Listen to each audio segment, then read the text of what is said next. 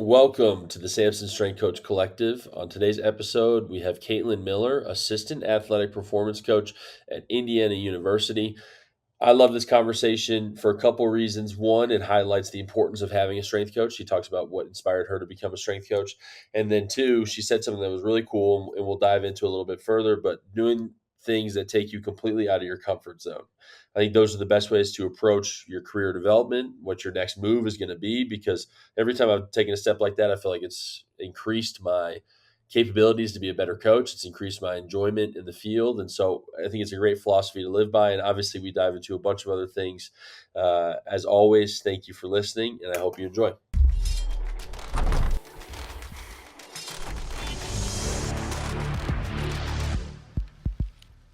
What's going on, Samson Strength Coach Collective listeners? On today's episode, we have Caitlin Miller of Indiana University. She's an assistant athletic performance coach. Thank you so much for coming on. Thank you so much for having me. Absolutely. I'm very excited to kind of dive into your world and hear about your experiences. There's a couple things just from doing a small amount of research on the front end and then get to talk to you a little bit that I'm excited to kind of dive into. But initially, can you just give us your background in strength and conditioning and then what's brought you to Indiana? Yeah, absolutely. So I started out as a D3 volleyball player with my strength coach. And that's initially how I got into strength and conditioning was, I think there's the same story for a lot of people. They have a really awesome strength coach and they decide like, this sounds like a cool job. I want to do it. So that was at Eureka College, very small D3. And I followed him to Bradley University, which is a mid-sized D1 in Peoria, Illinois, and did my first ever internship there. Well, my first official internship. I did like a mini internship at Eureka College as well, but it wasn't like an official internship. That was just like me and my strength coach saying that it was our internship, but it was just me and him one-on-one. Once I went through an actual curriculum at Bradley, I decided, I want to do this for real. So I decided, let's do the thing that puts me the farthest out of my comfort zone. So I went to Syracuse to work with football. And my mindset was kind of like, if I can do the thing that takes me the farthest out of my comfort zone, then I can coach whatever athlete I come across, Syracuse was a fantastic experience for me. And that really solidified my goal as a strength coach to be a strength and conditioning coach. After that, I did my virtual internship with Clemson University because COVID happened. And from there, went back to Bradley University for a semester. And after that, got my graduate assistantship position at Michigan State, where I was there for 2 years. And then after Michigan State, I pretty quickly got my job at Indiana University, and I've been there for I think about 9 months now, since October. So it's been a ride, but I'm very fortunate to say that, like I told the interns, our intern class actually in Indiana today, I have a very stair-stepping path into strength and conditioning where I kind of did all the right things. Not to toot my own horn, but I did I did the internships, I did the graduate assistantship, like all the things that we tell young interns to do. I was very fortunate to have those opportunities and make that my path into the profession. Well, that's awesome, and I don't think you're tooting your own horn at all because when you really sit down and look at it, I think people who've been successful are always the ones who are willing to step outside of their comfort zone, right? I think the ones who I've seen struggle, who just initially start out as interns or GAs, really try to stay close to home. They don't go for opportunities that present themselves that can be really good situations. I'll never forget choosing to go back to, it was between Ithaca College, right near Syracuse, for my master's degree, or going to Tennessee. And I was like, almost the same approach that you took. I wasn't smart enough or, aware enough at all to say, let me step outside of my comfort zone. More of like, hey, Tennessee might be cool. So then going to Tennessee, right, which afforded me all these other extra opportunities. The people who are willing to take those leaps and go out further are the ones who follow that kind of step schedule, like you say, and then are able to be successful. I think that's a fantastic approach. And I'm glad that you're sharing that message to your interns as well. Yeah, absolutely. And it definitely puts you through the thick of it, when you go outside of your comfort zone. I mean, I remember when I first got to Syracuse that first week, I called my who was my strength coach, Matt Friend, and I was like, I want to go home. I don't like this. I want to go home. I'm so scared. The head guy is so scary.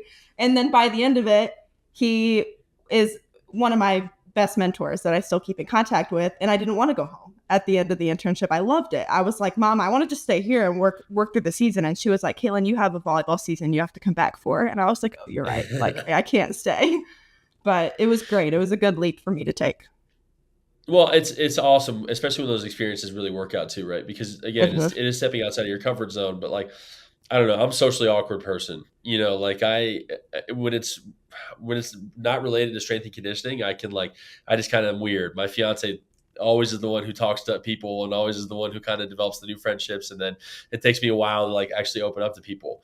And so I had to learn strength and conditioning really quickly. There has to be like strength coach Connor, and there has to be my home Connor, and who I Right. am as a separate. And so I'll never forget. I learned that lesson because at Tennessee I stepped out and I was talking with the strength coach there, and he was like, yeah, your first couple weeks, like I thought you were super weird, like you didn't really talk that For much, sure. and I didn't really like you that much. I was like, okay, thank you. This was 2 years later when we were sharing an office. Like I think those experiences are the best ones because you start out so nervous, but then it ends up being something like you said, you don't want to leave, and it's something where you just learn a ton. I'm sure that was the case at Syracuse. Oh yeah, it absolutely was. It was such a good experience. I told my one of my who I GA'd with actually at Michigan State. I was like, I feel like sometimes, and this is bad to say but good. And he quickly was like, No, no, no, Caitlin. I was like, sometimes I feel like I peaked at Syracuse. It was just like the most fun thing. And I think you get that with football, right? Like you get that environment of like just this high energy.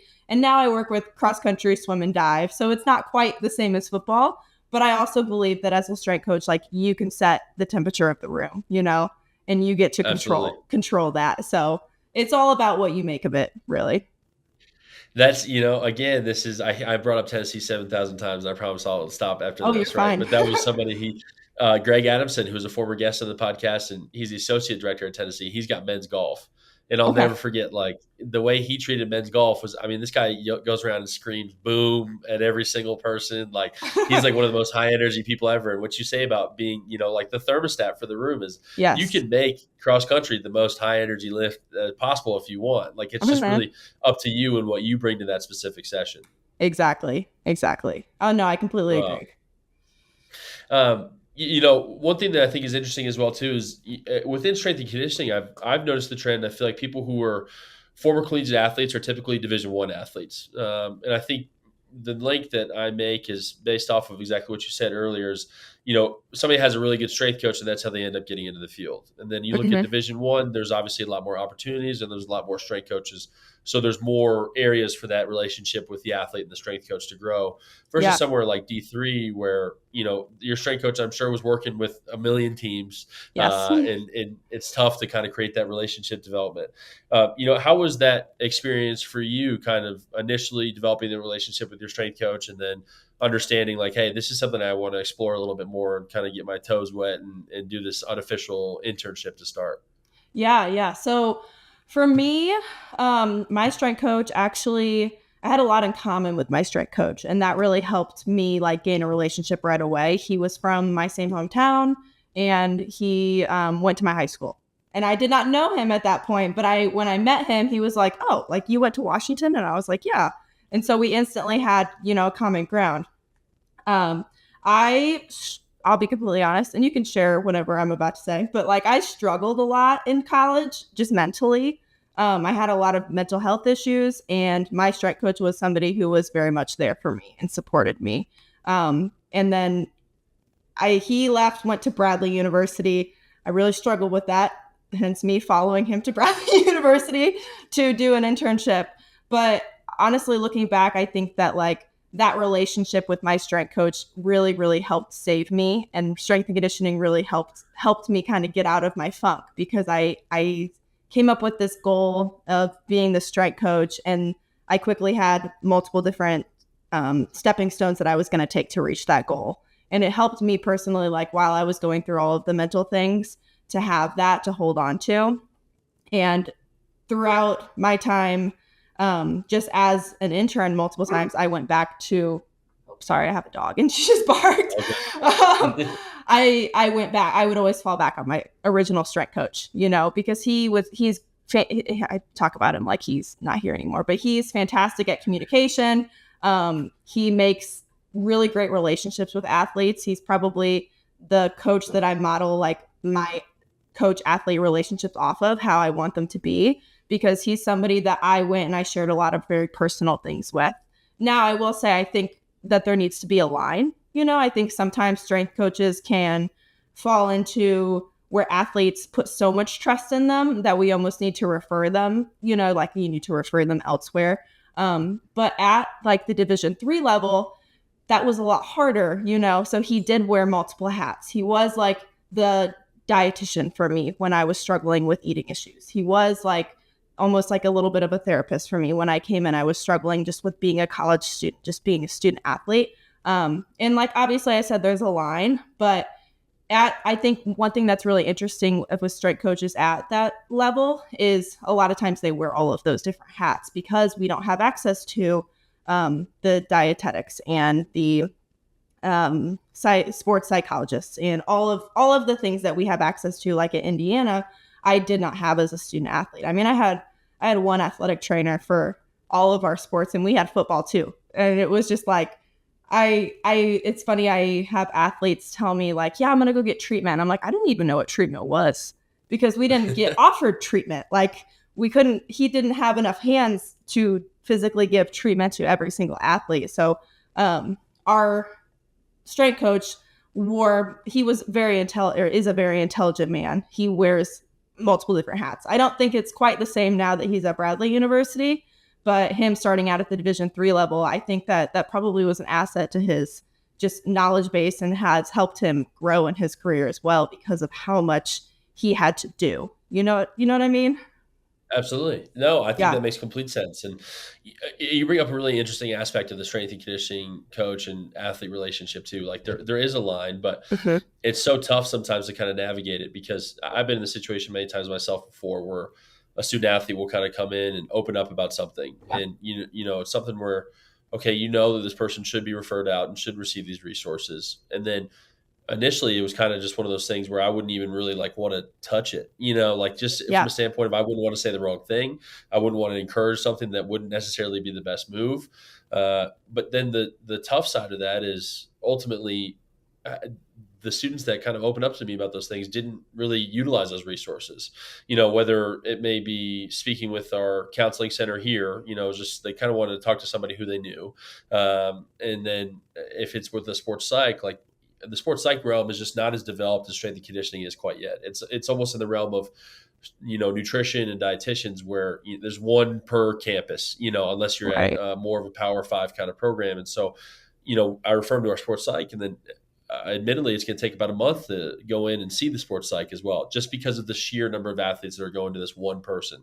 And Mm-hmm. so it is a really interesting thing that you bring up. And I question if the resources are really there yet as well, even at Division 1 programs like I'm at here at, App State. And I think it's the same struggle with a lot of schools across the country is, how can you balance that relationship? But, at the same time, like you still need to be somebody who can be there and the athlete can talk to, because you probably might be one of the very few people that they open up to.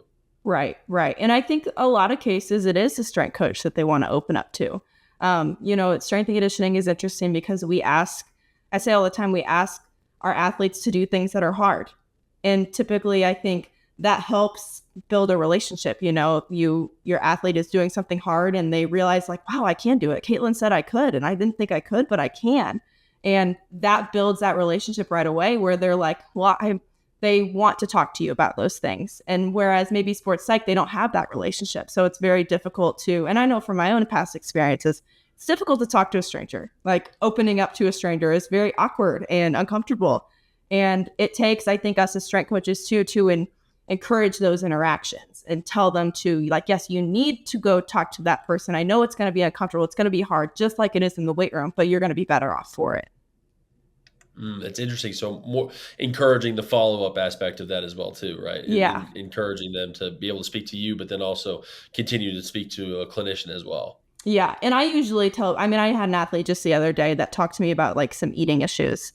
And, I referred her and said, hey, I'm going to speak with Emily, our sports dietitian, and let her know that I talked to you. And I want you to follow up, but I want you to let me know how it goes. Like, just to let them know that you're still interested and you still care. You're not completely abandoning them.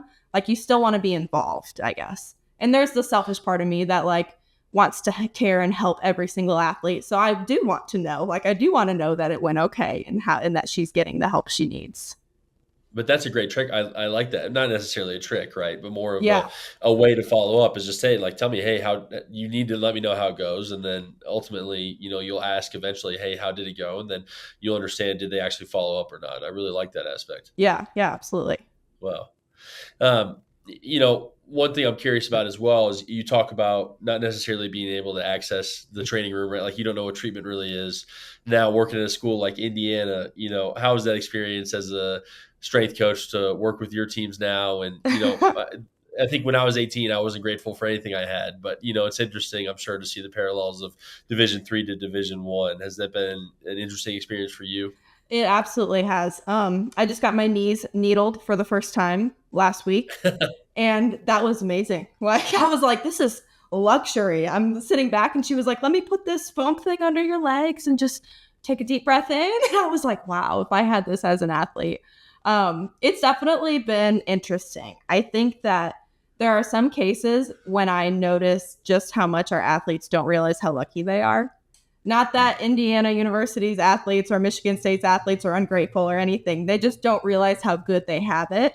And I'm very open to tell them that. When I hear somebody complain about something, I'm like, hey, I got McDonald's and I had a $5 limit after my volleyball game. Like it was nowhere near that. And they're always like, what are you talking about?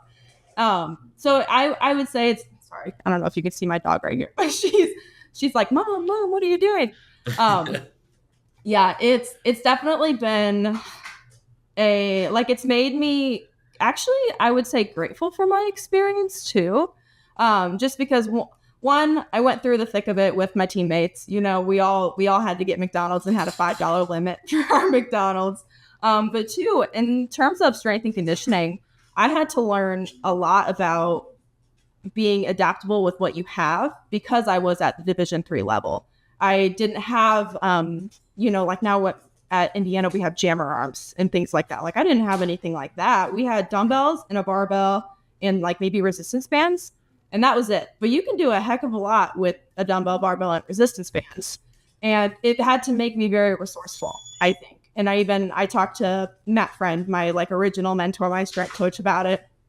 And he will tell me the same thing. Like he got the same value from that experience as much as I know that he had a very hard time being the first ever strength coach at this D3 school, building it from the ground up, the strength and conditioning program. I think that it made him a better strength coach because of that. Absolutely. I mean, I think about the gyms, and whenever I give the exercise science 101 talk, right? Like once a semester, we'll go into the classes and, they talk with a strength coach, they talk with an athletic trainer, dietitians, whatever. And every time I do the talk, I put up a picture of this gym called Body Worlds in Philly, right? And it was like the type of gym where literally like the first day I walked in, and there's like needles in the trash can. Like it was just like horrible. The weights were completely rusted out. Like, it was just literally, they had no machines. It was all barbells. And like, that's the strongest I've ever been, was lifting at that gym, Yeah. and understanding exactly what you can achieve with those. So like the rest of it's kind of just like the cherry on top, right? You get to do some extra cool, fun stuff, but then ultimately when you have less, you have to know how to be resourceful with what you have. And so now you can go to a position like Indiana or somewhere like App State, and we're always going to be a barbell training based program, right? That's never going to change for me. But then every once in a while, we'll get to jump on the force plates and do cool stuff like that, which can Yes. help guide our training just a little bit. But ultimately, like, I think what I struggled with is getting away from that. And then I was like, why don't I love strength and conditioning as much as I used to? And then finding out that, well, it was because I'm kind of like trying to dive too far into the world of jammer arms and force plates and all this really cool stuff. But Mm-hmm. at the end of the day, like what's really cool to me and what I love so much was just like adding 5 pounds every time I squatted. Like Yeah. that's the stuff that was really cool. So I don't know if you've experienced the same thing, but it's just a thought that kind of popped in my head as I'm speaking. Like that was a big piece of me regaining my love for strength and conditioning, was getting back to those roots and kind of those areas where I didn't really have the resources. Yeah, yeah. It's been interesting, throughout my journey, I've been introduced to like force plates and Nord boards and things like that, Yeah. all the sports sciencey stuff. And I think it is great. They're all great tools that we can use, like you said, to monitor and make better decisions. But at the same time, like I'm kind of used to not. I didn't have that as an athlete, and I still got a heck of a lot better from my strength coach. So Yeah.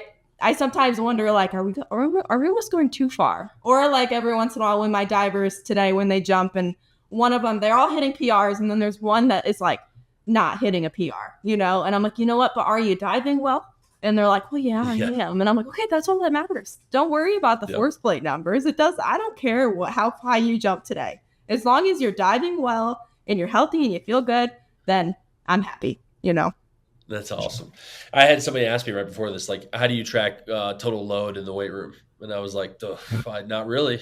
Like I honestly, like I kind of just have I try to have a good relationship with the athletes and talk to them and see how they're feeling, and exactly like Yeah. you just said, like, are you playing good basketball right now? Or are we winning? Then like, okay, that's all that really matters to me at the end of the Yeah. day. Like, Yeah. lifted's fun, but you didn't come here to play weights. That's what I say all Nah. the time. It's like you came here to Yes. play basketball and get a good Exactly. education, hopefully as well. So at the end of the day, do you feel good or are you getting better? That's what makes it fun, right? Absolutely. Athletes, I think athletes prefer winning over PRs.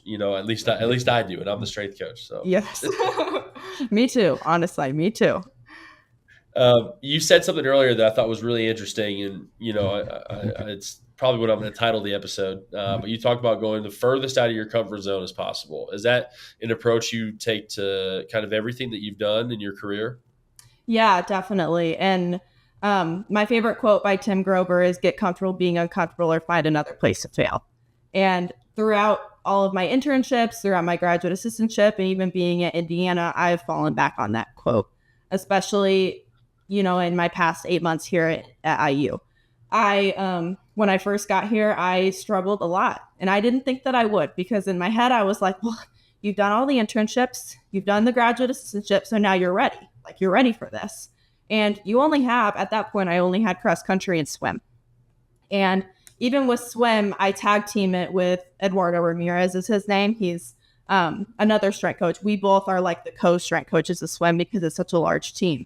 So in my head, I was like, you only have cross country. Like that's really all you have. And then you have a friend helping you with swim.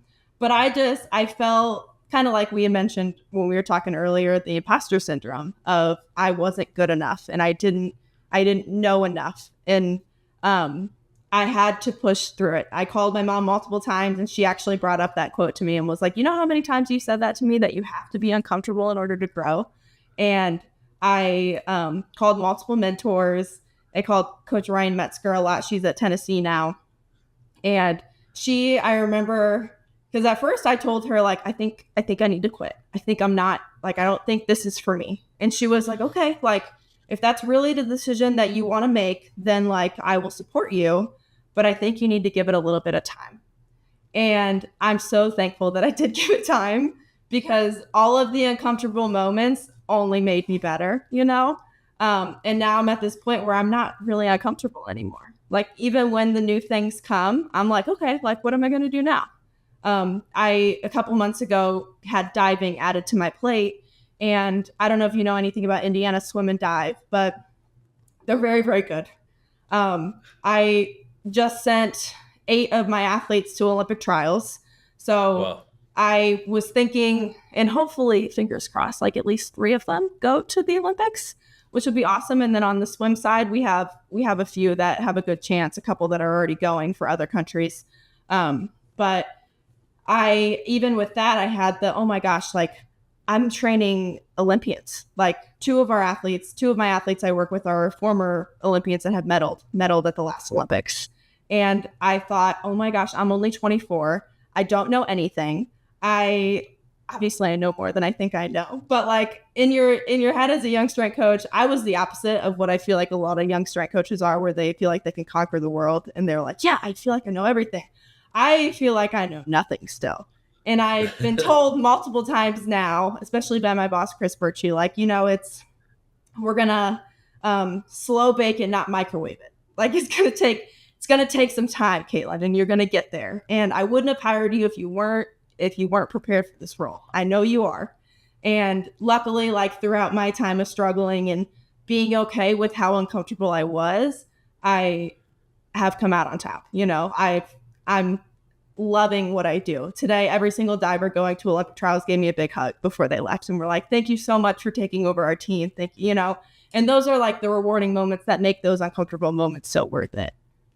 But I was talking with somebody about this the other day, somebody who interned with me and is at their first full-time job, right? And I think that's the toughest part. I mean, at least in my career that I've experienced so far, is because I kind of look at it and I use like the training wheels analogy, right? When you're first riding the yes. bike, because it's it's understanding, okay, your internships, like it's just getting introduced to the bike at first. The GA is like, now I can ride it with the training wheels, right? Because no matter what, you can always fall on the people who are right there. And at the end of the Mhm. day, like you're a GA, like it's kind of like, well, you're kind of expected to make mistakes, and this is your Yeah. time to kind of grow and learn. And then I think, especially for people who are self motivators and self starters and want to do a really good job, I think nobody wants to go out and just do a bad job, right? But people who put that pressure on themselves go into their first job, and then it becomes this massive boiling pot and just like this really really scary position, because you feel like you have to be the expert and you have to be the one who knows everything and you have to be Mhm. able to handle each and every single thing that comes to you. And so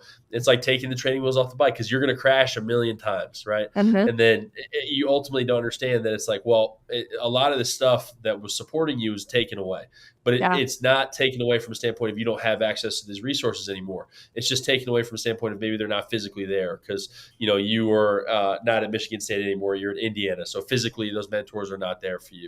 But ultimately, I'll never forget sitting in a meeting with our first head coach I ever worked for.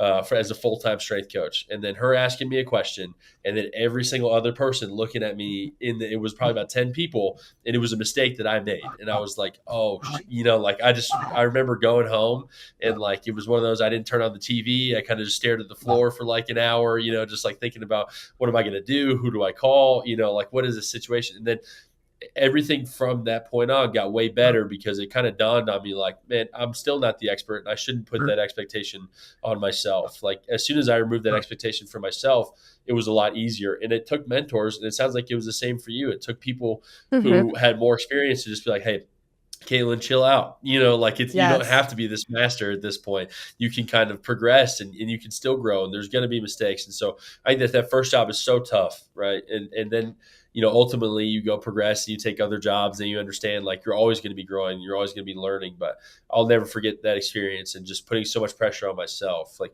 how did you kind of overcome that within yourself too? I know your mentors helped you out, but like what were some things that you said to yourself to kind of keep going and kind of overcome that initial almost like slap in the face of being the head strength coach for the first time? Yeah. For me, I definitely started to, I didn't like write them down or anything. I remember I thought about it at one point. But mentally taking a record of the small moments that make it worth it.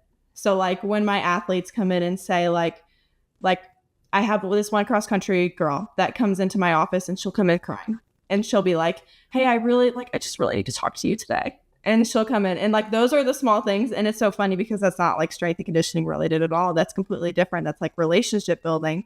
But it was those things that made it worth it. And then it was also just reminding myself that like this is new. I've never programmed for a Division 1 cross country program before. So like this is brand new to me and I'm not expected to learn or to know everything. And accepting that like it will get better because next year at this time I will have done it before helped me a lot mentally, for sure. And I'm still kind of in that new territory where I'm not quite at a year yet. So I'm still learning. I lean a lot on my coworkers and they're all very intelligent, very smart. And I'll talk to them just about like, this is so simple. But one thing that gives me anxiety is like, I don't know when exactly cross country is going to come back yet. I haven't talked to the coaches yet. I need to talk to the coaches about it. But those little things, like for my planning purposes, I know I need to know that information. But because I haven't been here before and I haven't done it before, I'm like, I don't know how it works in Indiana. And I remind myself too that like, that's going to be your experience everywhere you go. So when I go to my next job, it's going to be all new again. And I'm going to know though that I got through it this first time that I did it, you know? The second year is the best, though. I swear. Your Yeah. second year is so cool because, like you said, you understand how things kind of work. You can know what Yeah. to kind of expect. Like I knew going into my second year, even here at App, like this is the next position after my first full time one, right? And so now I'm going in learning a new system again, but it was even easier to learn it this time because I knew what to expect a little bit from the first job, right? But like then Exactly. players will start asking me like, okay, are we going to train over the summer? Like, dude, I have no clue. Like, I just don't know about any of the single things that you're asking me because Yeah. I haven't encountered those experiences yet. So then once you have that, and then I swear too, like every single intern I work with or every GA is always just like, yeah, I'm scared about programming. And I'm like, that's probably the thing you should worry the least about, Yeah. and 100%, right? But here's the coolest part too. You're going to go into your second year and you're going to have your program from last year. And it's going to be, Exactly. excuse my language, it's going to be the shit. All right. Because what you're going to do is you're going to be like, nah, I didn't really like that. So let me take that out. And then I'll just plug this one thing in. And then all of a sudden, like your program is completely set. And it's just like way easier that second time. So all the time you spent worrying about your program your first year is like completely out the window. You get to worry about all the other stuff, and like just make slow improvements. So I promise you, the second year is going to be really cool. Thank God. I Good. promise you, it's going to be great. There's still going Good. to be Good. bumps in the road, but like being able to go into your second year and have that program set after your first year and understanding like I like this, I didn't really like this, and kind of plug and play. Oh my god, it's so much more fun. Oh yeah. You got to keep me updated on that process. You got to tell me how that goes because I think Oh, it's I going to be definitely super fun. will. I will. It's Yeah, already gotten easier, just being here and for me programming is a big struggle point. So I am constantly doubting myself. I think that and I recently had a coworker of mine say like, I don't think your problem is programming. And I was like, what do you mean? And he was like, it's just confidence. He was like, your programming's fine. You have great ideas. You are, it's very sound. You know what you're doing. Like, I can tell you're educated. You're just not confident in it. And I was like, oh, okay. I guess there's nothing wrong with my programming. It's just that I'm not confident. And that comes with time. I know, like you yeah. said, when I get to my second year, it'll be a lot easier. I'll look back and I'll probably be like, why did I do it that way? But I'll learn from it and grow and change it and move on. Well, I think too, programming is the easiest thing for you to just be like, and I did the exact same thing too, right? Always thought it was about the program, the program, the program. And it was the easiest thing for me to just latch on to as like, this is what I have to learn because there's a million textbooks on it and there's a million different ways to do it, right? And it's this very physical, tangible thing versus relationship development, like you Yeah. spoke about earlier, or how do you develop a culture? What is the relationship with our head coach, and what does the head coach expect from me out of a strength coach, right? All those things I feel like I was really worried about. And then it just kind of manifested into my programming because that was the one that I felt like was directly within my control. Like if I just read this next textbook, all of a sudden I'm going to be a programming wizard and then that'll solve my issue. But then I read the textbook and I maybe put in one thing in my program for the next, phase. And then I'm still dealing with all the other issues of how to navigate the rest of just being a strength coach initially. So it's universal. I've really seen it a ton with other strength coaches just first starting out, especially going into your first position as a full-time head strength coach, like, because you're also running the program for the first time too, right? Like usually the GA, you can kind of run this by somebody and be like, hey, Yeah. this is, like, how is this? Like, just kind of present it and then, get some feedback. This is your program. You're 100% in control of it. So Uh-huh. Absolutely. ultimately, it's great because once you stop worrying about the program and you get to focus on the other stuff, it makes a massive difference. Definitely. And I would Yeah. argue every day that the other stuff is more important. The Oh program is the yeah, yeah, program. Like you can have a not so great program, but if you can coach it and your athletes are bought into it, then like hopefully they don't get hurt. Hopefully it's a good enough program. But yeah. um it's more important, I think, to have like that communication piece there and that relationship piece there because ultimately at the end of the day, if your athletes aren't bought into your program and they're not bought into you as a coach, then they're not gonna get the benefits of the program. Absolutely. Well, they got to like coming in. I mean, Yeah. seriously, at the end of the day, Yeah. like, there's going to be times where, they come back and they didn't dive well at practice today. Right. And they're Mhm. not going to be in the best mood. You've got to have somebody who you can speak to, who can kind of get you motivated to lift for that day and still get better in that process. Yeah. And so I agree 100%. Now, I said earlier before we started recording, I don't talk about programming on this podcast a lot because my programming isn't the best, right? Because mine is 100% just let's go linear periodization, squat, bench, deadlift, and power clean, right? And then at Okay. the end of the day, like all I care about is, are you you hitting all your reps? Do you like coming in? Do you like the process of getting better? Yeah. Because I think that's what ultimately matters the most, just like you alluded to. Um, One thing I'm really, really curious about too, and it's something that came up unheard of, and it's actually, if you're at Clemson at the time, I spoke with Ryan Metzger on a Zoom about running internships during COVID. So this is kind of a full circle Oh, moment okay. for me, right? Yeah. How was your experience doing a virtual internship with Clemson?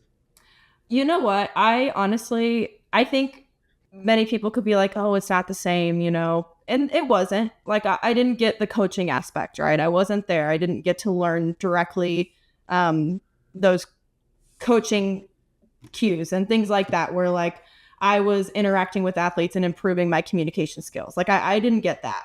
But what I did get was like a very big sports science curriculum. And that was great. I have this big, thick binder that I took from Clemson that I still have, and I brought in last week for the interns. And I'm like, y'all can look through it because there's tons of stuff in there. And I need to look back through it because there's some stuff that I've forgotten about. But I think the best part about Clemson for me, and this is not really even related to the internship, but that was my last summer at home.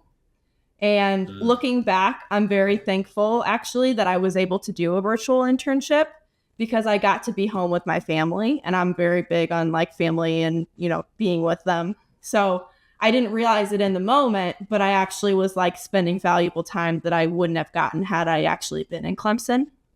So for me, like looking back, I'm really thankful for just that experience and the opportunity to be exposed to their curriculum in that way, even though I wasn't actually on campus with them. But I will say, like, it would have been fun to be there. It would have been a great experience to be there. But the other cool thing is, regardless of me being there or not, I have a great relationship with Coach Metzger. I texted her just today, and we are going to set up a phone call sometime soon. I've called her multiple times. She's called me. We talk about our personal life together. We'll talk about coaching things. She'll give me advice on programming, things like that. But I think it's just so cool that, like, even though it was just a virtual experience, and now I've gotten to meet her in person at, the SEC or CSCCA conference. But at the beginning, it was just through a screen. We built that relationship. So it was really cool. And I remember telling her at like our exit interview, she was like, you didn't really ask very many questions to like me or Rick. And I was like, well, yeah, I asked all my questions to Coach Erica Troutman is her name. And because she was at the bottom and you're supposed to work your way up, like you're supposed to ask your questions to the person at the bottom, because I, and again, I'm going to toot my own horn, but I was a great intern. Like, I knew how it worked. I knew you don't go to the head person with all your questions. Like, you ask the assistant first if you can, because the head person is very busy. So you don't want to bother him. And she was like, oh my gosh, that's hilarious that you think that. And she was like, I just want you to know that you can talk to all of us. But from there, our relationship really grew. I wasn't as close with her, I would say, like during the internship. But then after the internship is where we got really, really close. Well, that's actually a really interesting aspect too, because I remember physically you could see the offices kind of lined up, right? And it would be Everyone, whoever the director was, and the associate director, and then assistant strength coaches from there, right? And so it would almost be like when I would physically go in and ask a question, like I would kind of just like see the row of offices and then understand, okay, like for this question, I'm probably going to go specifically to this person, right? right. But then when you don't have meetings set up, that's where you start to learn what everybody's kind of specialty is or what they really work on a ton. And so I remember our director, Dan Worth at Tennessee, he's really big on the INOL values, which I'd never heard of before. And still not really talked about a ton, but it's a way to track player load in the weight room. So that's all connected. Maybe I Okay. should have told the guy who asked that question today about that, right? But ultimately, like that was something where I understood, okay, if that's his specialty and he really knows about that, I learned that from physically being there and just kind of overhearing the conversation, right? So then I knew, okay, I could probably ask him a question about INL values, but then about where to put the spray bottles, I'll go to, Joe or Yes. whatever. And Yes. so that's definitely an Achilles heel, I'd say, of doing the online internship. But on the flip side, when I think about it, what's really cool is a lot of the relationships you have in strength and conditioning. A lot of people end up being in places for like 2 years. It's kind of the Okay. common number I've seen, and then your relationship is really going to be based through a screen the rest of the time, right? Like I'll Yeah. FaceTime coaches or I'll text them and call them. But you and Ryan developed this relationship where it initially started with the screen. So that's like your main form of communication. So I'm sure it's contributed to you guys developing such a strong relationship because you've kind of always communicated through that avenue, and then you can continue to do that. And versus where with other coaches, it's like, you've always been in person. So sometimes I'm really bad about reaching out or calling because that's wasn't how we contacted each other. It was based Mhm. off of me walking in and saying hello to them and then talking physically with them there. So that's an interesting piece of the relationship that I think, I I could see with the virtual internship would make that sort of relationship a little bit stronger. Yeah, it's interesting you bring that up because comparing it to my other mentors that I originally met in person, I feel like she is one of my strongest mentors, even though we had that virtual connection at first. It's very interesting. Wow. I mean, I just think it's a cool experience too. And obviously, Clemson, they put out the sports science. They send out the picture of the binder every year on Instagram or something, right? You get to see Yes, the incredible binder. But I mean, I'm sure that would just allowed you to really hyper focus on that aspect too, right? it did. Just to be able to really specifically focus on the sports science. I mean, that's a big deal over at Clemson, right? Yeah. Oh Yeah. yeah. Lots of my experience, and this is my virtual experience, but it was very like there was more research than I had ever really been exposed to at in an internship setting before. Just the amount of information they sent us, and I printed it all out. I wasted a lot of trees. But I printed it all out, and I like was that eager intern that put it all in my binder, and I'm so happy I still have it because it's so much good information. Yeah. No, that's fantastic. And then you can pass it along to interns, like you just said. Yeah. You can have that physical copy to actually help people out. All right. Well, my final question for you is, I mean, we talked about year two, coming into year two. What's the Yes. biggest thing that you're looking to do? What's the biggest thing that you're looking to change about the program or implement coming up? Ooh, let me think about this. The biggest thing. It's probably just like this is such a terrible answer, but I just want to like improve in my ability to manage a room, I guess. Does Oh that make no, that's a sense? great answer. Okay. That's a I fantastic answer. yeah, Yeah. like my ability to manage a room because my teams are very big teams. Cross country is a pretty big team. Um, swim is a big team. Dive is a pretty small team. There's like 12 of them. But I definitely, out of my three teams, I feel the most comfortable with diving. And I think that's because they're a much smaller team. It's a little easier for me to have a relationship with each athlete. So moving forward into year two, I definitely want to like just improve my coaching voice and my presence. And especially going into starting in August now at the beginning of a school year, I'm excited to like set the tone as this is the coach that I am and the coach that I want to be for you guys. And this is how things are going to run moving forward. Because I came in at a weird time. I came in October. So they had already had a strength coach who was stretched very thin and wasn't always even at their lifts. He was stretched so thin because he had multiple teams. So not his fault at all, just the way our profession is sometimes. But I also coming in halfway through first semester, it was very interesting to get buy-in from athletes coming in at like that weird time period. And I would say now I don't have any issues. Like I know all the athletes, I know all their names, but I'm really looking forward to like especially the freshman class coming in because they will have known nothing other than me. So I think just in general, improving my presence, improving my coaching voice, and just improving like this is how I want the session to run. So like following through on how I want that session to run. No, I think that's a fantastic goal, and I think that's still like one of my goals coming up for this next year too. Right?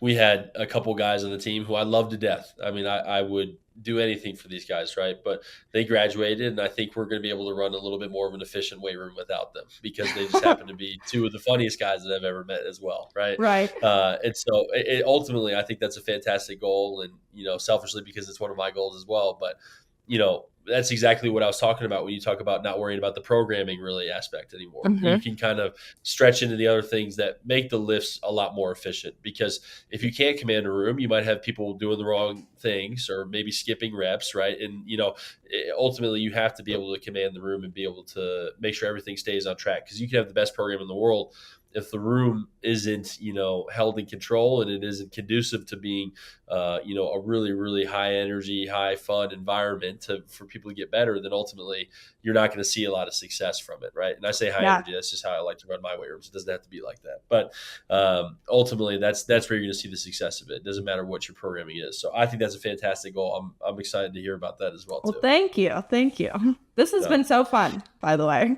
Yeah, Caitlin, thank you for coming on. Seriously, I really appreciate you taking the time. Caitlin was very flexible with me. I had to cancel last minute like 2 weeks ago too, so I appreciate that. Oh, You you're did a good. fantastic job of helping me out.